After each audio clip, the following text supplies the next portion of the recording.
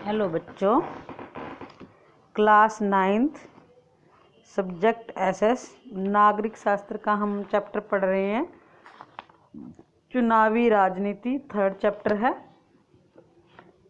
Lesson के हम long answer question answer करेंगे। भारत के चुनाव प्रणाली की क्या विशेषताएं हैं?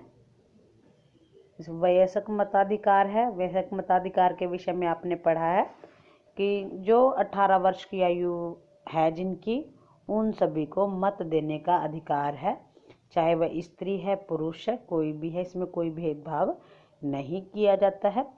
प्रत्यक्ष चुनाव होते हैं भारत में लोकसभा और प्रांतीय विधानसभाओं के लिए प्रत्यक्ष चुनाव प्रणाली प्रचलित है। लोग अपने प्रतिनिधि प्रत्यक्ष रूप से चुनते हैं, फिर वही प्रतिनिधि आगे अपना सरकार बनाते हैं।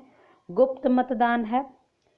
भारत में मतदाता अपना मत गुप्त रूप से डालता है। एक दूसरे को, किसी को भी नहीं पता चलता कि किसके पक्ष में मत डाला गया है। स्वतंत्र चुनाव है। चुनाव स्वतंत्र रूप से करवाए जाते हैं। कोई भी व्यक्ति चुनाव लड़ सकता है, प्रचार कर सकता है और जनता का प्रतिनिधि चुना जा सकता है। अनुसूचित जातियों के लिए सीटों का आरक्षण है। चाहे भारत में साझे चुनाव मंडल है, फिर भी अनुसूचित जातियों के लिए कुछ सीटों को आरक्षित रखा जाता है। एक सदस्य चुनाव क्षेत्र है। भारत में चुनावों के लिए राज्यों को चुनाव क्षेत्रों में विभाजित किया जाता है और प्रत्येक क्षेत्र से एक ही प्रतिनिधि चुना जाता है। नेक्स्ट है, हमारे प्रजातंत्र और लोकतंत्र की कौन सी मुख्य समस्याएं हैं? ये हमने 2-3 पॉइंट तो हमने कल वाले प्रश्न में किए भी थे। बाकी जातिवाद है, प्रांतीयता है, भाषावाद है। तो सबसे बड़ी बाधा ये है, क्योंकि कोई भी व्यक्ति है, कोई भी जो वोट देता है वो अपनी जाति के व्यक्ति को देता है, योग्य व्यक्ति को वो नहीं देता है। चाहे वो उसके प्रांत का है, चाहे उसकी भाषा का है, तो वो अपने जाति के लोगों को ही वोट देता है और योग्य व्यक्ति को नहीं देता। इसके भाषा के नाम पर, प्रांत के नाम पर दंगे फसाद भी होते हैं। सांप्रदायिकता।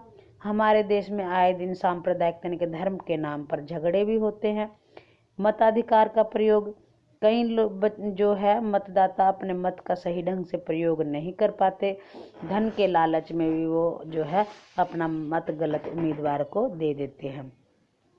आर्थिक असमानता और निर्धनता। तो निर्धन होने के कारण भी जो मतदाता है वो अपने वोट को बेच देता है। शिक्षा का अभाव है। ज़्यादातर जनसंख्या भारत की वो जनता है अशिक्षित है। यह भी लोकतंत्र में बहुत बड़ी बाधा है। समाज में फिर कुछ बुराइयां हैं, पर्दा प्रथा है, दहेज प्रथा है, तो ये भी प्रजातंत्र के लिए बहुत ही घातक है। उचित न्याय का अभाव। यहाँ पर प्रजातंत्र की सफलता इस बात पर निर्भर करती है कि जो उचित न्याय सभी को प्राप्त हो, लेकिन यह आसानी से उचित न्याय प्राप्त नहीं होता है। जनमत के प्रमुख आवश्यक लक्षण 3rd प्रश्न है। कौन कौन से होते हैं जनमत के प्रमुख आवश्यक लक्षण? तो संपूर्ण समाज कल्याण की भावना। जनता के उसी मत को जनमत कहा जाता है जिसमें सार्वजनिक हित हो, संपूर्ण समाज के कल्याण की भावना विद्यमान हो। इसमें अल्पसंख्यक वर्ग के हितों की अवहेलना नहीं होनी चाहिए, यानी कि पूरे समाज के कल्याण की भावना होनी चाहिए। बुद्धि एवं विवेक पर आधारित होना चाहिए। वास्तविक एवं स्वस्थ जनमत जनता की बुद्धि पर, तर्क पर आधारित होता है। उसका निर्णय विवेकपूर्ण ढंग से किया जाना चाहिए। स्थायित्व होता है। स्थायित्व जनमत का तीसरा प्रमुख लक्षण है। क्षणिक आवेश से उत्पन्न मत को जनमत की संख्या नहीं दी जा सकती। क्षेत्र, राष्ट्र और विश्व की जानकारी। स्वस्थ जनमत का चौथा लक्षण है कि जनता को अपने क्षेत्र, देश और विश्व की जानकारी होनी चाहिए कि संसार में क्या हो रहा है। जनमत सकारात्मक होना चाहिए। क्वेश्चन नंबर 4, लोकतंत्र में जनमत का क्या महत्व है? देखिए, ये प्रश्न आपने पहले भी पढ़ लिया था। लोकतंत्र का आधार है नागरिकों की स्वतंत्रता एवं अधिकारों की सुरक्षा होती है। सरकार की निरंकुशता पर भी जो है नियंत्रण रखता है जनमत। सरकार का मार्गदर्शन करता है जनमत।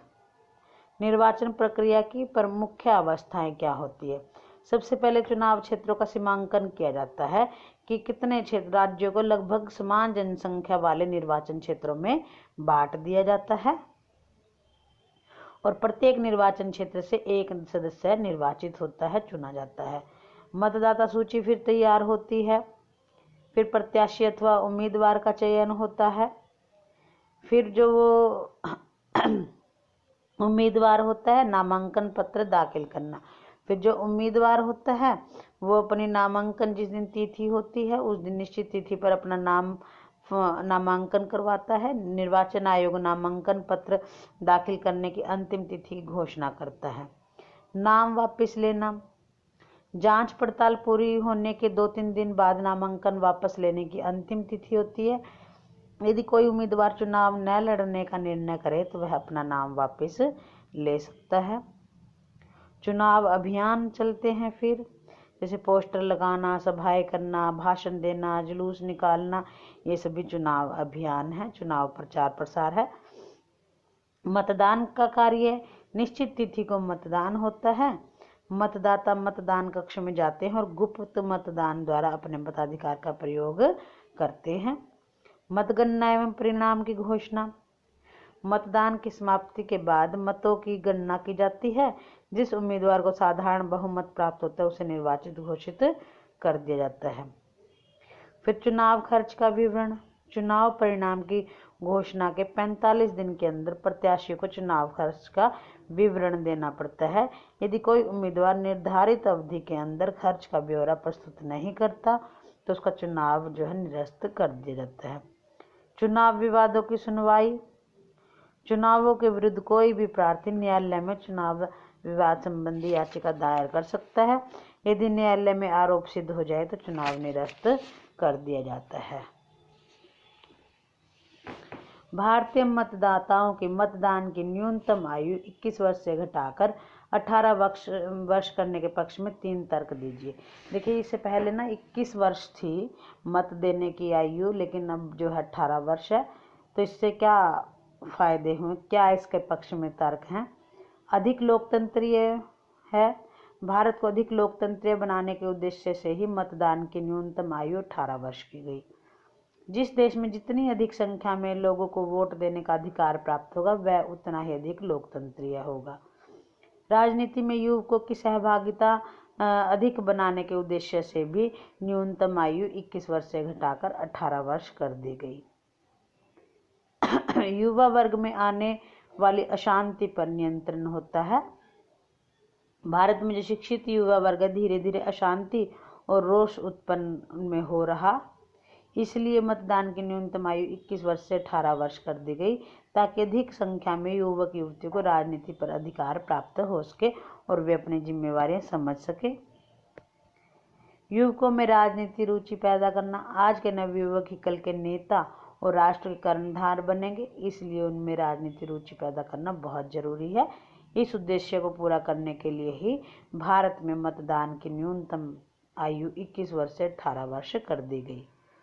लोकतंत्र में चुनाव का महत्व, ये प्रश्न आपने सभी ने कर भी लिया है। चुनाव के माध्यम से ही लोकतंत्र संभव होता है।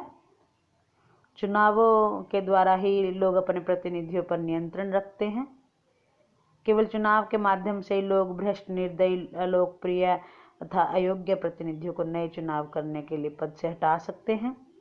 चुनाव ही ऐसा माध्यम है जिसके द्वारा राजनीतिक दल, नेता गण मतदाताओं को महत्वपूर्ण राजनीतिक, आर्थिक तथा सामाजिक विषयों की शिक्षा प्रदान करते हैं।